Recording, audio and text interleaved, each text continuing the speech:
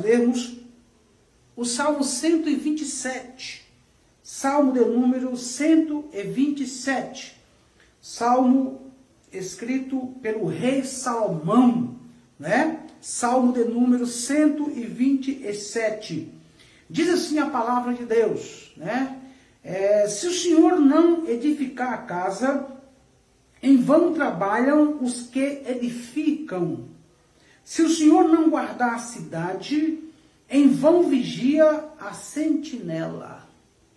Esse é um texto muito conhecido, usado por alguns pastores para ministrar para casais, né? É um texto que fala sobre casa, sobre família, é um texto que fala sobre trabalho, fala sobre alguns temas da fé, né? Da nossa fé. Então o texto diz assim: se o Senhor não edificar a casa, em vão trabalham os que edificam. Se o Senhor não guardar a cidade, em vão vigia a sentinela. Ora, que maravilha esse versículo, né? Esse texto foi escrito por Salomão. Salomão escreveu o livro de Provérbios, escreveu o livro de Cantares e escreveu o livro de Eclesiastes. E também escreveu, como os irmãos podem perceber, alguns salmos. E esse Salmo 127, ele é mencionado no próprio texto que o autor é Salomão, né? E por que Salomão escreveu esse... Eu não vou falar sobre o Salmo todo, eu quero apenas me ater, quero apenas me prender no versículo 1, apenas no versículo 1. Salomão diz: se o Senhor não edificar a casa, em vão trabalham os que edificam. Se o Senhor não guardar a cidade, em vão vigia a sentinela. O texto dá a entender que Salomão está escrevendo aqui, falando sobre a sua própria experiência. Ele diz: se Deus não edificar a casa vai cair. Se Deus não edificar a casa, em vão vai trabalhar os que edificam. O que Salomão está dizendo aqui? Que quem edifica a casa, e a palavra casa aqui, ela significa lar, significa família, né? Significa pessoas, ou seja, a união conjugal, e por aí vai. Mas ele diz que quem edifica o lar, quem edifica a família, é Deus. Ele é o construtor da família. Ele é o construtor do lar, né? Pastor, mas quem edifica a minha casa não é a esposa? Quem edifica a casa não é a esposa? Quem edifica a casa não é o marido? De acordo com esse texto, quem edifica a casa, a família, é Deus. Ele é o construtor. Ele é o pai da família, né? A família não foi criada pelos homens. A família não é uma instituição humana. Não foram os gregos, o povo que mais amou a sabedoria no passado, que criou a família. A família tem sua origem em Deus. É Ele o criador, o originador da família. E de acordo com esse texto, é o Senhor que edifica a casa. É o Senhor que edifica a família. Pastor, mas como é que eu vou conciliar esse texto com Provérbios, que o próprio Salomão escreve, que a mulher sábia edifica a casa? Quem é que edifica a casa? É a mulher sábia ou é Deus? De acordo com esse texto, Deus é o construtor da casa. Deus é o construtor da família. É Deus que constrói a família. É Deus o originador da família. É Deus o pai da família. A família surgiu com Deus. A família faz parte de um projeto de Deus. Então quem é o construtor da família? Deus. E onde fica o homem e a mulher? O homem e a mulher são apenas instrumentos que Deus usa para construir a família.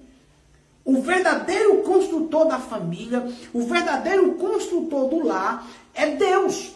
E quem são os instrumentos que Deus usa para construir a família? Os homens. O homem e a mulher. Então, o homem e a mulher são apenas instrumentos. São apenas tijolos que Deus usa para construir a família. Então, se uma família é edificada pelo próprio homem ou pela própria mulher, de acordo com esse texto, ela vai desmoronar, ela vai cair. Pastor, mas não sou eu como cabeça da família, ou a minha esposa que edifica a família? Não. Deus é que está por trás. Deus é o originador. Deus é o edificador. Quem quem edificou a minha família, a minha casa, foi Deus. Eu fui apenas um mordomo, eu fui apenas um instrumento que Deus usou, Ele me colocou. Por exemplo, aqui na minha casa, o cabeça da minha casa sou eu. Né? O cabeça da minha casa sou eu. Então, na verdade, quem construiu esta família foi Deus através de mim. Eu fui apenas o instrumento que Ele usou. A minha esposa é apenas o instrumento que Deus usou para construir uma família, para construir um lar, para construir uma casa. Por que Salomão está dizendo, se o Senhor não edificar a casa, em vão trabalham os que edificam? Porque Salomão, ele tentou edificar a casa dele com as suas próprias forças. Salomão tentou edificar a família dele com a sua própria sabedoria. E um dos reis mais derrotados no sentido familiar, conjugal, na Bíblia, foi o rei Salomão.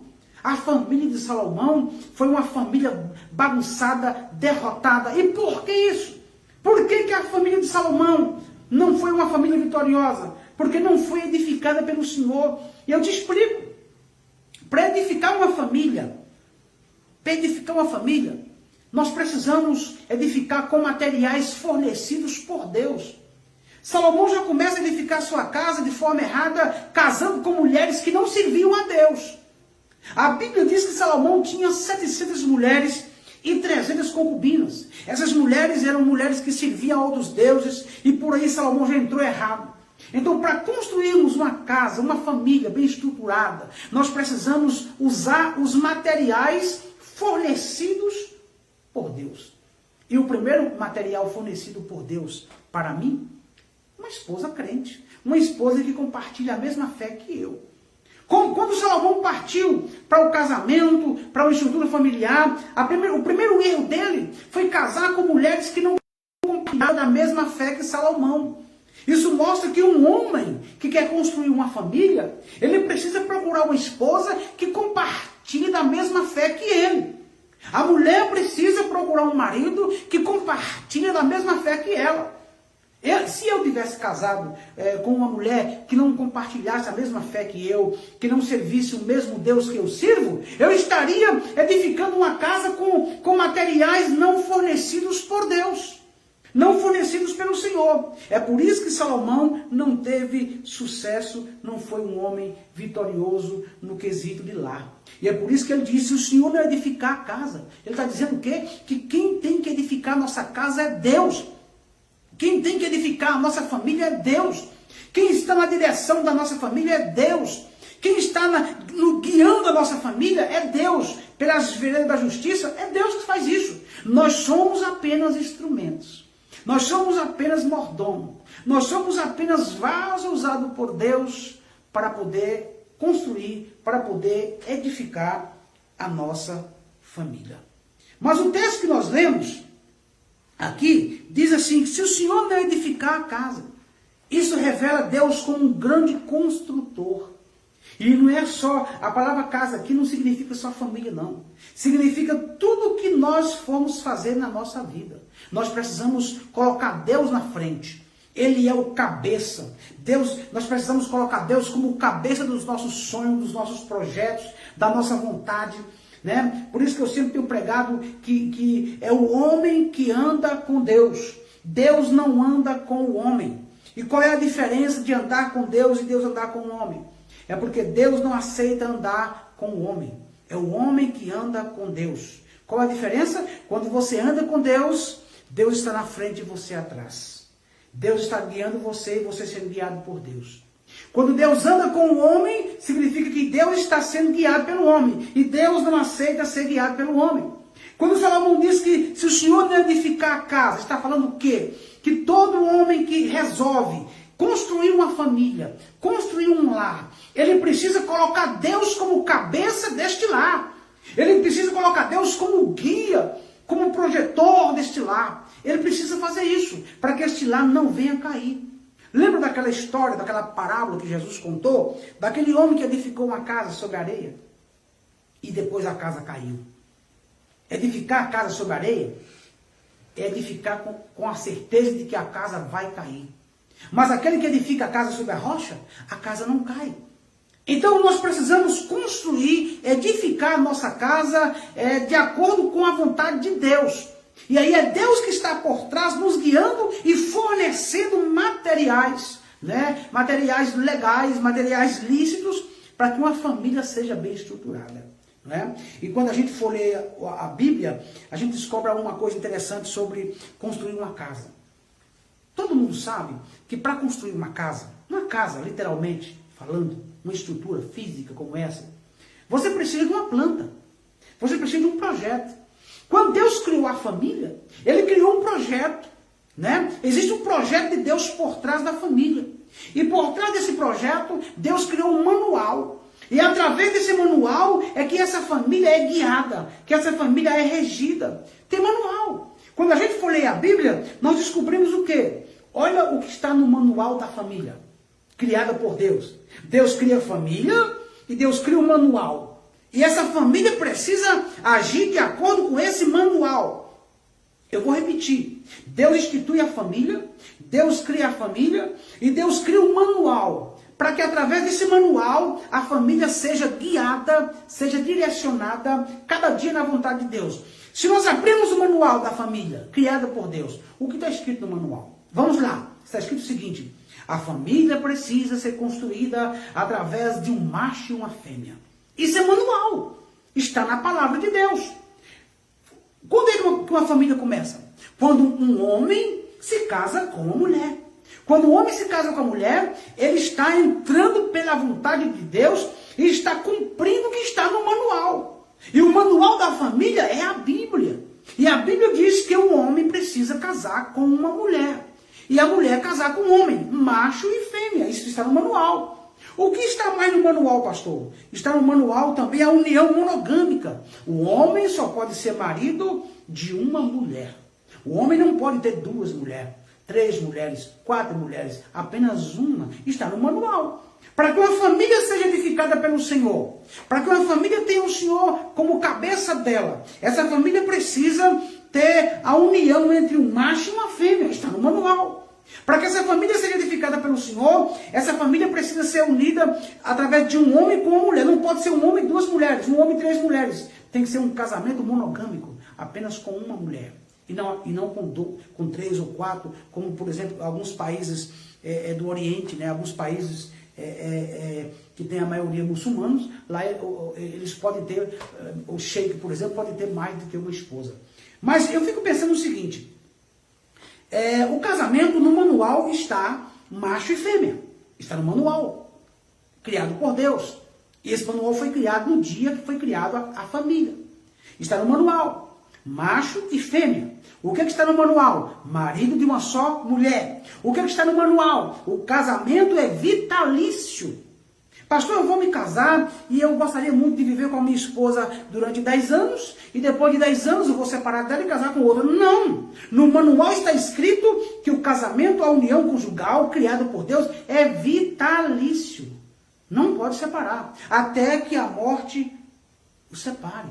Está no manual. E esse é o manual do casamento. Então, quando Salomão diz, olha, se o Senhor não edificar a casa, uma casa edificada pelo Senhor, é uma casa edificada entre macho e fêmea. Uma casa edificada pelo Senhor é uma casa edificada entre um homem e uma mulher. Uma casa edificada pelo Senhor é uma casa edificada com uma união vitalícia até que a morte o separe. Pastor, mas eu casei e depois eu descobri que a minha esposa é um demônio. Vai ter que ficar com o demônio que você casou. Você escolheu. Tem que permanecer firme. Firme. Por quê? Porque você escolheu. Se você escolheu errado, tem que colher as consequências pelo erro. Por isso que toda vez que o homem resolver, né? Toda vez que o homem resolver escolher uma esposa, a mulher escolher um marido, ele precisa ir no manual e agir de acordo com o manual e edificar uma casa usada por Deus. Se o homem quer edificar uma casa, ele precisa perguntar para Deus, Senhor, eu quero edificar um lar. O que eu tenho que fazer? É só ir no manual. E o manual vai orientar. E o manual vai te falar, olha, você que quer edificar uma casa, você que quer edificar um lar, tenha em mente que o manual diz que tem que ser macho e fêmea. O manual diz que tem que ser uma união monogâmica, um homem e uma mulher, não um homem e 2 mulheres. O que o manual diz? O manual diz que tem que ser uma união vitalícia, até que a morte o separe. E quarto, tem que ser uma união com alguém que compartilha a mesma fé. A mesma fé. Né?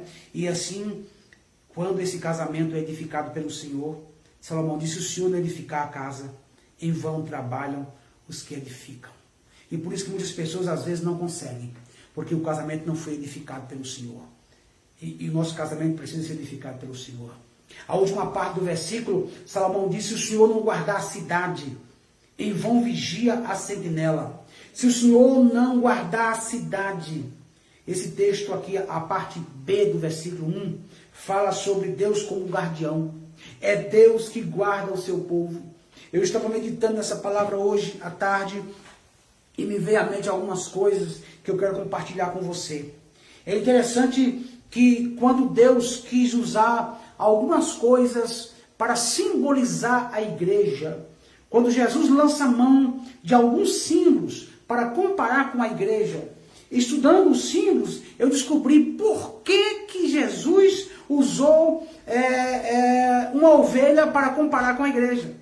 A igreja não é comparada a um grupo de cavalos, uma matilha de lobos. A igreja é comparada a um rebanho de ovelhas.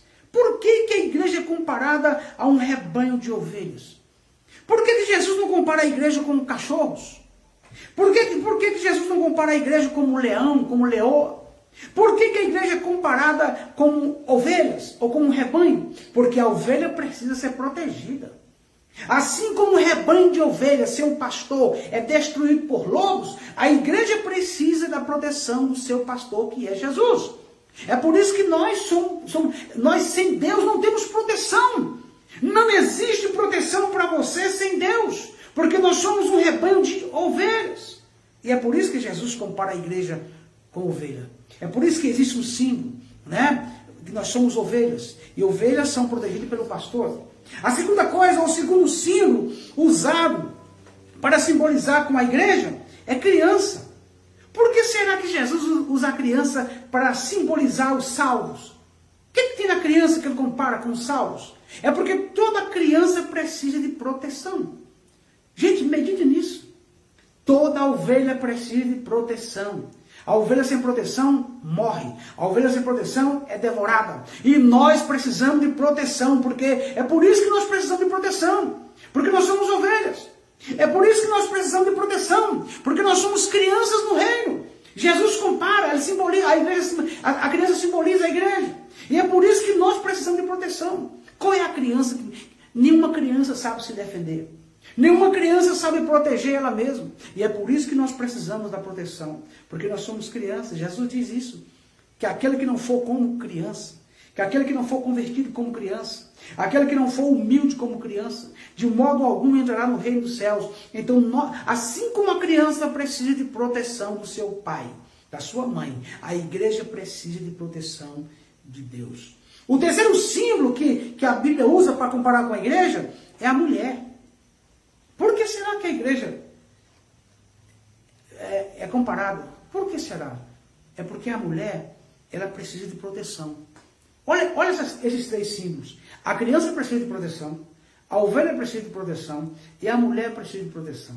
Aí Salomão escreve, se o Senhor não guardar a cidade, vamos lá, se o Senhor não guardar a igreja, se o Senhor não guardar o seu povo, olha bem, o guarda fiel da igreja é Deus. Se o Senhor não guardar a cidade, em vão vigia a sentinela. O guardião da igreja não é o presidente da república. O guardião da igreja não é a polícia militar. O guardião da igreja não é os médicos. O guardião da igreja não são os homens. O guardião da igreja é Deus. Deus é o nosso guardião, o nosso guarda fiel. É por isso que Salomão disse, se o Senhor não guardar a cidade, em vão vigia a sentinela. Escute com atenção. Por que Salomão usa aqui a palavra cidade? É porque as cidades antigas, elas eram muradas, né? Os muros, eles construíam muros bem altos e largos em volta da cidade, para proteger a cidade do ataque dos inimigos ou dos exércitos inimigos. Por exemplo, os muros da cidade de Jericó, diz os arqueólogos, que eram muros tão largos que passavam uma carruagem em cima. Imagina a confiança que os moradores de uma cidade tinham no muro. Os moradores das cidades antigas, eles se sentiam seguros atrás dos muros. Eles achavam que estando por dentro dos muros, por trás dos muros, eles jamais seriam atingidos pelo inimigo. Então a fé dos cidadãos das cidades antigas estava no muro. Porque eles acreditavam que aquele muro não podia ser destruído. Eram muros largos, muros altos, feitos de pedras e que não podiam ser destruídos. Então Salomão escreve: se o Senhor não guardar a cidade, em vão vigiar a sentinela. A confiança da cidade estava onde? Nos muros. A confiança da cidade estava onde? No sentinela. Quem era o sentinela? Toda cidade antiga tinha uma torre. Uma torre. E em cima da torre havia um sentinela, que era um vigia, um vigilante. Ele ficava ali, noite e dia, 24 horas ali, sem dormir, sem cochilar, com a trombeta. E quando eles via, por exemplo, um inimigo aproximando, então ele tocava aquela trombeta e avisava que o inimigo estava vindo. Então a proteção da cidade dependia dos muros, dependia do sentinela, né, que ficava em cima da torre. Mas Salomão está mostrando aqui que o sentinela não poderia fazer nada. Porque o sentinela, irmãos, ele era um ser humano. Ele podia dormir, o inimigo chegava, invadia a cidade, quando ele acordasse estava tudo destruído. Mas Salomão diz o seguinte: se o Senhor não guardar a cidade, eles vão vigiar a sentinela. O que Salomão está dizendo? Que a segurança da cidade está em Deus. A proteção da cidade está em Deus. A proteção da cidade não está no vigia, não está no cavalo, está em Deus. Então, entenda uma coisa: a segurança humana pode falhar. A segurança humana pode fracassar. Por isso que a nossa confiança está em Deus. Eu gosto muito do Salmo 91, que diz: aquele que habita no esconderijo do Altíssimo, a sombra do Onipotente descansará. Né? Aquele que habita no esconderijo do Altíssimo, a sombra do Onipotente descansará. Então entenda uma coisa. Entenda uma coisa. O único que pode guardar você é Deus. O único que pode proteger você é Deus. Vamos fazer a nossa parte, mas a nossa confiança está em Deus. É Deus que guarda a cidade. É Deus que protege a nossa família. Em nome de Jesus, que a sua família esteja nessa noite debaixo das asas do Altíssimo. Que Deus guarde sua casa, guarde sua família, guarde seu lar, porque a sua família, a minha família, depende exclusivamente da proteção de Deus. Eu fico pensando, alguém acha, quem faz a segurança da cidade? Quem faz a segurança da cidade é a polícia. Alguém chega na sua casa, invade a sua casa, pula o muro, destrói a cerca, mata o cachorro, desarma um alarme. Quando a polícia chegar, está todo mundo morto. A polícia não pode nos proteger. Sem ilusão, ninguém pode nos proteger. Quem pode nos proteger é Deus. Passou em nossa parte, temos que fazer. Mas a nossa confiança precisa estar em Deus.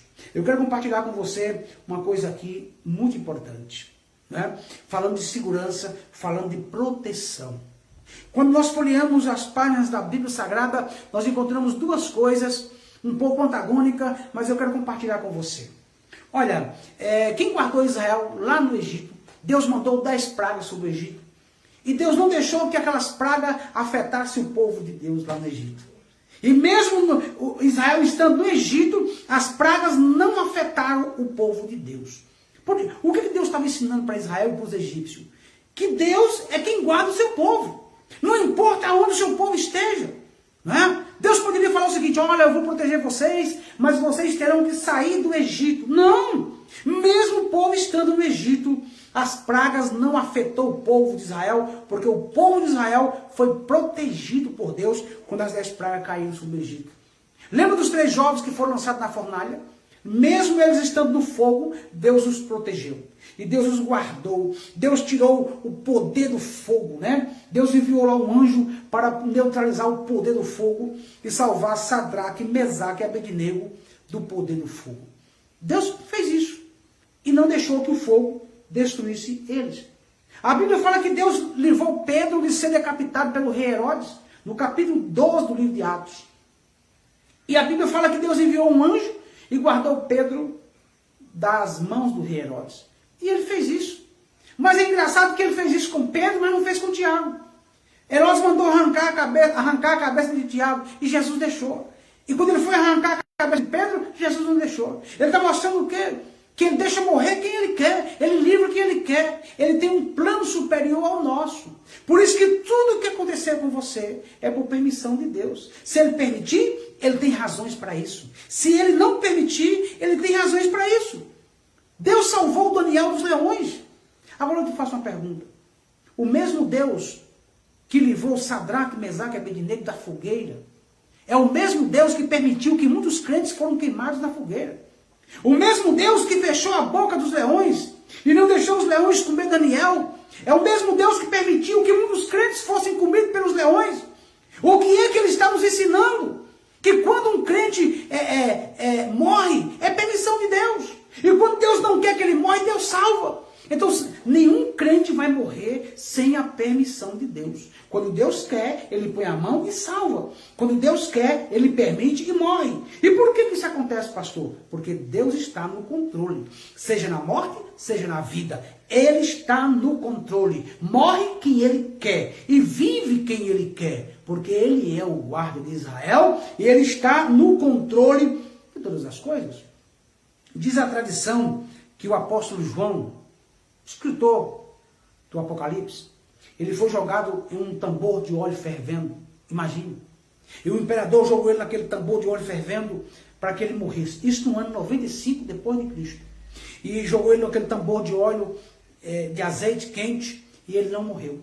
Mandou ele para ir em Patmos, ele ficou em Patmos, e lá ele escreveu, ele teve a visão do Apocalipse, depois ele volta da ilha de Patmos e ele morre de velho.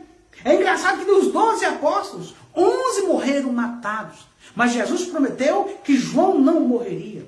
Ele morreria de velho. Então por que Deus deixou que todos os seus apóstolos, exceto João, morressem de velho? Todos morreram matados. E só João morreu de velho. Por quê? Porque Deus está no controle. Você que está me assistindo agora, por que você está vivo? Porque Deus quer. E por que muitos amigos seus morreram? Porque Deus quis. Por que eu estou falando com você aqui esta noite? Porque Deus quer. E por que muitos já foram? Porque Deus quis. Ele é o Senhor da vida. Ele dá a vida e tira a vida.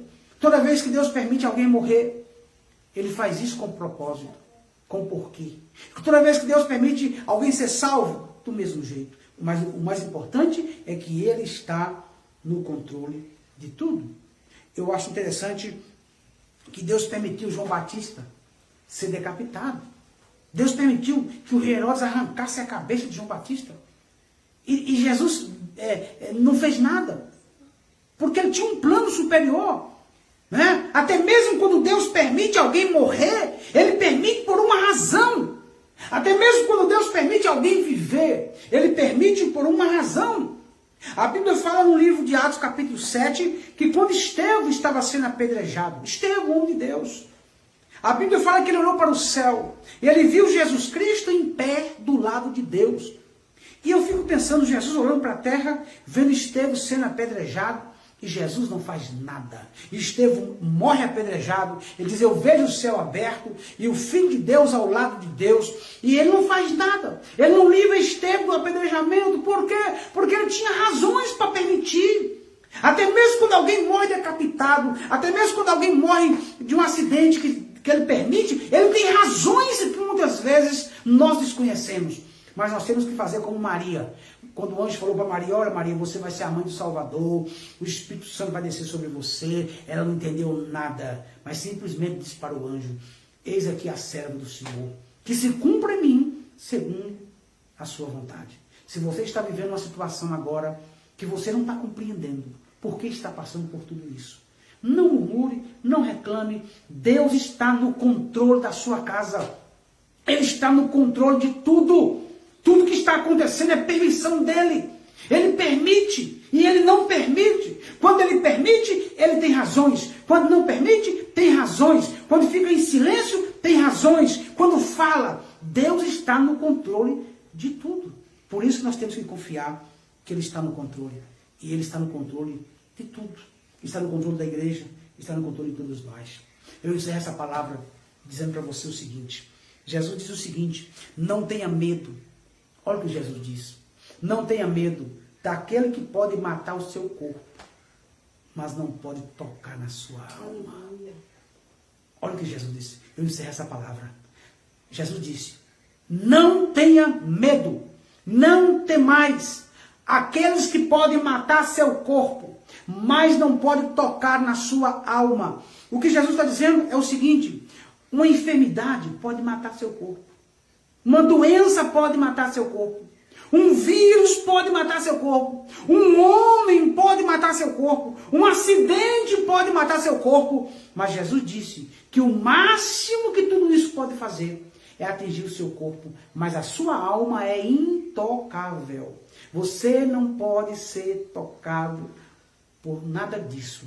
A sua alma está intacta, a sua alma está sob o controle de Deus, tá bom? E o Senhor diz: não tenha medo do que pode atingir seu corpo, mas tema aquele que pode matar tanto o corpo e lançar a alma no inferno. Que você possa temer a Deus, somente a Deus, e acreditar que Ele está no controle da situação, está no controle de tudo, está no controle das nossas vidas. Se o Senhor não edificar a casa, estamos perdidos. Se o Senhor não edificar a casa, estamos enrolados, não é? Em vão trabalham os que edificam. Deixa Deus edificar a sua casa. Deixa Deus edificar a sua vida. Deixa Deus edificar o seu ministério. Deixa Deus edificar a sua empresa. Deixa Deus edificar a sua vida por completo. Porque se você mesmo for fazer isso, tudo vai dar errado. Entrega o volante, a direção da sua vida nas mãos de Deus. Coloca os seus sonhos nas mãos de Deus. Né? Se o Senhor não edificar a casa, em vão trabalham os que edificam. Se o Senhor não guardar a cidade, é Deus que te guarda, é Deus que me guarda, é Deus que nos protege de todo o mal. Em vão vigia a sentinela. Que Deus te abençoe, que Deus te guarde, que Deus te proteja, que Deus te guie, que Deus te dê uma noite abençoada, que Ele proteja a sua casa, sua